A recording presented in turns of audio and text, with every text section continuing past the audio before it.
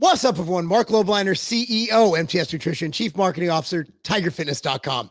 So this series is about heart health, and this is the second installment of the series. Now, what I'm going to do in this video is pretty much introduce you to things that you need to avoid, okay, to mitigate some heart risk factors, right? Actually, one thing, which is the main thing, and it's going to be size, overall size. I'll get into that. Now, throughout this series, I'm going to also have videos that address, if you do have that size, how to mitigate. Mitigate's a word I like to use. We can't completely prevent, we can't completely get rid of, but we can mitigate, which means to lower the risk. Look, at the end of the day, none of us are going to be perfect. At the end of the day, none of us are going to get everything right.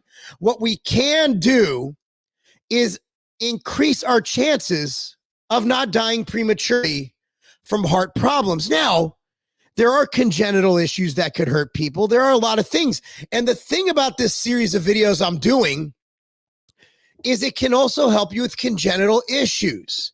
Everything I'm doing, now congenital issues, you might be screwed regardless, but you might add a year, you might add a month. At the end of the day, man, every day is sacred. Every day is a blessing. And I want to make sure you guys live as many days as possible on this earth. Now, this video is not just going to cap on fat people. And when I say fat people, I'm not trying to be mean. I'm not trying to fat shame. Fat is a literal descriptive scientific term. Fat. In my opinion, being fat means either being obese or being over fat. That means carrying too much fat than your body needs. How much fat does your body need? Well, that's relative, but I think generally speaking, women can get by with like 20 to 25% body fat, men 15 to 20. I think that's fair. That's a fair assessment of where you can be with body fat. So we have those parameters, right? So being fat has a lot of mass on your body, right? And the data we're reading is going to be on obesity. The numbers I'm giving you on this piece of paper right here, because I don't have a memory. Like, have you ever listened to Huberman's podcast? It's amazing. That guy's memory is astounding. Me, I'm a meathead. I'm proud of it. But if you don't listen to Huberman, see what the exact name of that podcast is, man. It is a damn good podcast. I listen to it all the time. I'm binge listening to it.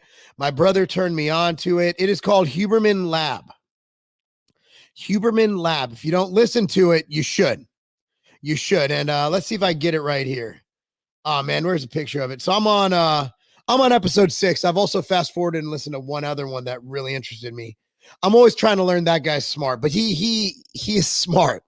Really smart guy, really good podcast. But you know, all the data I have right here is on obesity, right? But one thing we need to look at is total body mass, right? I'm large. I'm around 215, 220 pounds at 5'8". It's a lot of mass. Your heart doesn't know the difference between fat and muscle. Your heart just knows it has to work harder to pump blood, oxygen to those muscles. Now, we do know that being in better cardiorespiratory or cardiovascular shape, and I'll get into this later when we go over cardio, that's going to be another topic, it makes your body more efficient at transferring the oxygen. For example, even though I'm really large, I do so much cardio that my resting heart rate is 48. My blood pressure sits at like 110/70, even when I'm pissed off. So there are ways to mitigate things. I like being big. I like being a bodybuilder. I love it. It's my identity. Would I take 10 years off my life to live the lifestyle I'm living now? Would I die at 80 instead of 90? Yeah, probably. But I wouldn't want to do that. I want to live to 90 or at least 87. So all of these tips that I'm giving you will help you, in my opinion. Again, I'm not a doctor. Talk to your doctor before implementing anything I say, because like I say, I stole this from Joe Rogan. I'm not a doctor. I'm an idiot. I'm a meathead, and that's pretty much it. But I am the coach of the greatest wrestling program in America, Ravenwood High School, Brentwood, Tennessee. So let's go into this. So let's go here. Ready? the rate of obesity has doubled over the past 30 years. My good friends on Twitter, Mike Cernovic and Jack Posobiec, they posted a picture, both of them. I'm not sure if it was coordinated and independent or if they retweeted each other, of, I believe it was the 1970s, and it was Central Park or the Jersey Shore. Not one fat person. You can't go anywhere if you're lean without being the only lean person anymore. Everybody's fat. I think doubling obesity is even, I think we've tripled, quadrupled. I think 80% of people are over fat or out of shape, just over fat, overweight, whatever, right? So heart disease remains the number one killer in the world. And there's a huge connection between obesity and men and women alike. Basically, look at it this way: obesity or being too big, mainly obesity. We don't have much data on muscle mass and mortality. Being too fat will ultimately be the cause of your death or a contributing factor. Even with the virus that's going around now, I believe 78% of the hospitalizations and major cases, over 78%, were from people who were obese, had comorbidities. Basically, being lean, I'm not saying you can't die from it if you're lean. I'm saying that being lean puts you in a much better spot to not die from viruses, including the flu, including hand, foot, and mouth, which I've gotten before, which sucked. My hands literally sloughed off. Like I lost all my nails. It was horrible. Couldn't walk for 5 days. So as your body mass index, your BMI, now my BMI shows that I'm severely morbidly obese. You guys could probably tell I'm not. I'm lean and jacked, but I like BMI. I really like BMI. For the general population, it's awesome. How many people are like me and have too much muscle, right? Like it's not a problem. BMI is fine. So as BMI goes up, your risk of dying goes up, right? So in one health study, the risk of death rose 10% in those who morph from a normal BMI or a body mass index that states normal to overweight category. That risk moved by 20 to 30% when they moved into obese. So the categories are normal, overweight, obese. Obese is fat as F. Don't be obese. So you see that it goes from 10% to 20 to 30%. In the very obese, the risk of death rose nearly 100%, and cardio death was 4 times that of a person with normal BMI. Crazy, right?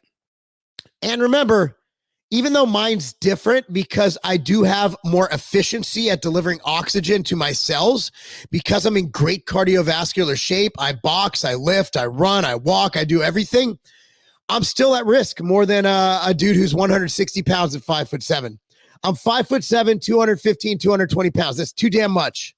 But we all make choices. That's my choice. And I accept the consequences, but I will fight with every bit of my power and mind to mitigate the risks. And again, as these videos go on, you need to watch every single one because I'm going to give you some tips, the stuff I use. So here's the thing. So what makes obesity dangerous? It's not the fat itself, but the fat worsens other risk factors. In this respect, extra weight doesn't directly cause heart attack, but it affects other interactions that can. Okay, so everything from your lipid profiles to your LDL to all those things are affected by it, right? High blood pressure, diabetes, causes plaque to build up on the arteries. So obesity interacts with these other risk factors to make the plaque build up faster.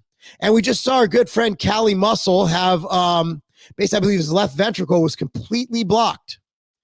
Also, let's go this way. Extra weight triggers insulin resistance, which creates a dangerous cycle that can spiral out of control. The more fat you have, the more insulin resistant you become. This causes your body to secrete more insulin, which makes you store more fat. Then you become insulin resistant, make more insulin, store more fat. Before you know it, you have metabolic syndrome or diabetes. And we talked in the previous video how my father died of complications from type 2 diabetes, and he could have prevented it. And diabetes triples the risk of heart attack and stroke. By the way, my father, when he died, he had a kidney transplant, was on Coumadin to thin his blood because he was an anti-rejection medicine. He had a blood vessel burst in his head, basically, and strokes also took him that level, but he had multiple strokes. Blood vessel burst in his head, and he basically bled out into his brain. Body fat also affects blood lipid levels. That's what I said. The more you weigh, the higher your LDL and triglyceride levels, and the lower your levels of beneficial HDL. A lot of dieters, like the carnivore diet, claim that LDL doesn't matter. And I've seen research on both sides. I believe it does. I try to maintain as high of an HDL and as low of an LDL and a great ratio as possible. Blood pressure rises when the heart has to pump harder to deliver blood to a growing network of arteries in a large body. Over time, the struggling heart muscle becomes thicker, increasing the risk of developing heart failure. So that's another thing. Athletes have enlarged hearts due to this because they don't just have to, because they basically have to do that for sport, right? Like my heart is enlarged. But if you're fat, you don't do sport and you still have an enlarged heart because your body has to pump blood to all that mass. So while being big like me is better because of the oxygenation and the delivery that my body has versus someone who isn't in shape, so to speak, it's still a friggin' problem. Blood pressure rises, and that's bad. It just is. And that's why I take my blood pressure often. Around 110/70 resting heart rate right now is, I'm at 55. Okay. Additionally, many obese people suffer from sleep apnea, which causes them to stop breathing hundreds of times a night. Sleep apnea increases the risk of heart attack or death by 30% in only 4 or 5 years. People who suffer sleep apnea feel hungry and gain weight because they're hungry. A lot of things that play a role in that: ghrelin, leptin, all modulated or controlled by sleep. Sleep is very important. Deep sleep is even more important. And that is a whole nother topic because sleep will actually be one of the topics we go over in detail. So going into this, my notes. So basically, how do you know how much you should weigh? Here's the thing, man. If you're not fat, you're not overly muscular like me, you're probably good. If you can see an outline of your abs, you're probably good. If you don't jiggle when you do jumping jacks, you're probably good. I go by body fat if you want. I like around 15%. It's pretty good. Body mass index, you divide your weight in pounds by your height in inches squared and multiply the number by 703. So a BMI of 18.5 and 24.9 is considered normal. 25 to 29.9 is overweight. 30 to 35 is obese, and 36 or more is morbidly obese. So let's talk about body mass. So the bigger you are, the more blood you have to pump. The bigger you are, the more your heart has to work. The more your heart has to work. I look at the heart like a transmission, right? Like my brother-in-law, Tommy, he owns a car shop in, it's 21st Century Auto in Inglewood, California. If you ever need car work done, he's your guy. And I learn a lot about cars, but if I misstate this is not Tommy's fault. A transmission generally will have only a certain amount of miles you can go on it before it gives out. I believe your heart's around the same. The harder your heart has to work, the more mileage it accrues and the more likely it is to break, right? I believe that to be part of the fact. In fact, there's good data that I'm not going to cite because I already had to print this out. I'm wasting trees and paper.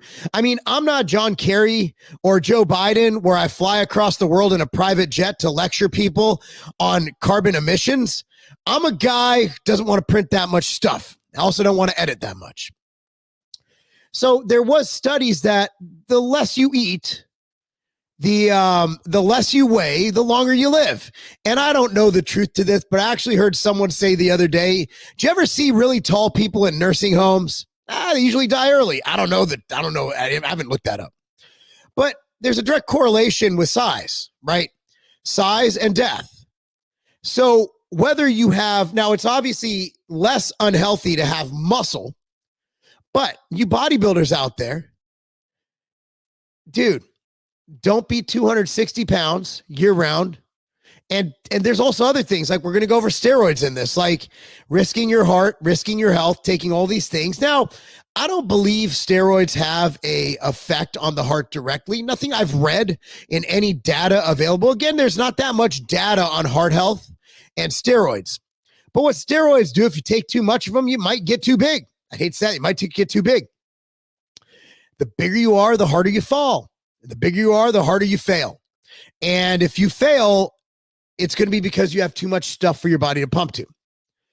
However, I will say that if you're a guy who wants to gain lean mass, if you're a natural training guy or even on HRT and you're 160 pounds and you go on HRT, you might get to 165. Like, it's not super physiological. Hormone replacement therapy is meant to bring you up to certain levels. I've also seen some interesting data showing that HRT actually will increase the quality of your lipid profiles, will increase the quality of your blood work. I can't cite that right now, but I do recall reading that. You might want to look into that. But you have to be deficient. Basically, it's a perfect medium, right? You don't want to be too fat. Or I'm sorry, you don't. There's a perfect medium. So you don't want your testosterone to be too low, right? That's horrible health consequences. But you don't want it to be too high. You want to get with a doctor. Again, I use a guy at Hormone Health and Wellness, and I can link him down below, Hormone Health and Wellness in Palm Beach, Florida, who makes sure that my levels are right. However, a lot of dudes just injecting whatever they inject and whatever, and their testosterone levels are all over the place. That's not going to be good. Your body likes homeostasis. Your body likes to be in a zone. And if your testosterone goes from 200 in off cycle to 30,000, that's a problem. So what I recommend for heart health is don't be too big. I'd hate to say it, for all you muscle guys, don't be too big. Being big's awesome. It's cool. It feels powerful. You feel great. But for heart health, mitigate things. I don't see myself ever getting on stage at 260 pounds. I'm 41. I've pretty much exhausted my gains. 215 to 20 is good as it's going to get for this old man right here. But again, I wouldn't worry about that for most of you. But I'm not just going to cap on fat people. Anybody who's too big, whose body mass index is through the roof, whether it's muscle or fat, has some issues. And in these videos we have coming up, we are going to find out ways, and we are going to discuss ways to mitigate these issues. But if you're fat, the number one way to mitigate the issues caused by being fat is to not be fat. And if you do these things, such as yesterday we talked about cutting out ultra-processed foods in the last episode, and we're going to talk about overall diet later on. If you simply follow what I'm saying, you will be less fat. If you simply follow the rules to heart health, you will lose weight. If you do cardio, if you do and I'm giving it away, like these are going to be the topics, man. If you do cardio, if you do resistance training, if you eat whole foods that are not ultra processed foods, if you eat if you do morning cardio, if you do nighttime cardio, if you do all these things, you're going to be in a much better spot. Anyway, guys, that's number 2. Don't be too damn big. Being big will kill you. It will. Maybe not today, maybe not tomorrow, but one day, unless you have an accident, you get hit by lightning, hit by a car, or you get a virus that takes you down because it's a comorbidity, it will be a part of the cause of your death.